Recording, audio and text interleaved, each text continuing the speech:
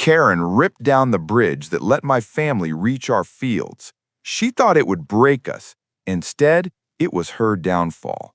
The bridge had been the backbone of our farm for 3 generations, a simple wooden span with hand-hewn railings and sun-bleached tire tracks. It wasn't pretty, but it carried our harvest, our tractors, our history. When Karen and her HOA board declared it a safety hazard and sent in bulldozers, they believed they were doing the neighborhood a favor. What they didn't know was that the bridge sat squarely on my family's deeded land. I stood on the hill and watched as wreckers shoved the last beams into the river. Karen, in a hard hat and smug grin, held her clipboard like a royal scepter. She thought forcing me to haul crops by a 3-mile detour would silence me. Instead, it lit a fuse. Step 1, documentation.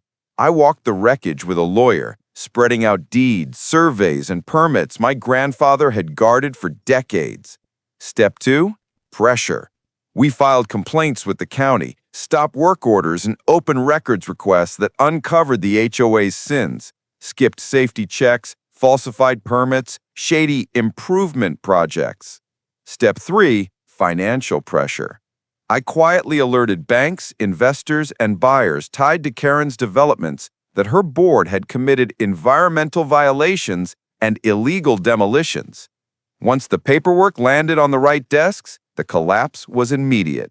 The county hit the HOA with emergency injunctions, banks froze accounts, contractors walked when invoices bounced. The local paper ran drone footage of bulldozers tearing into private property, with Karen waving her clipboard like a trophy. Sponsors pulled out. Karen tried to fight back. She stormed into court shouting about bylaws and community service, but the more she argued, the worse it got. Emails, invoices, sworn affidavits from workers admitting they'd been told to ignore the deed lines. The judge hammered her. Massive fines, full restitution to my family, and an order forcing the HOA to rebuild the bridge at their expense under county supervision. The final blow was humiliation. Karen, once the HOA queen, was now a liability. Her board voted her out, her developments collapsed, and her name became a curse in town. We rebuilt the bridge together, neighbors, farmers, even some of Karen's old supporters.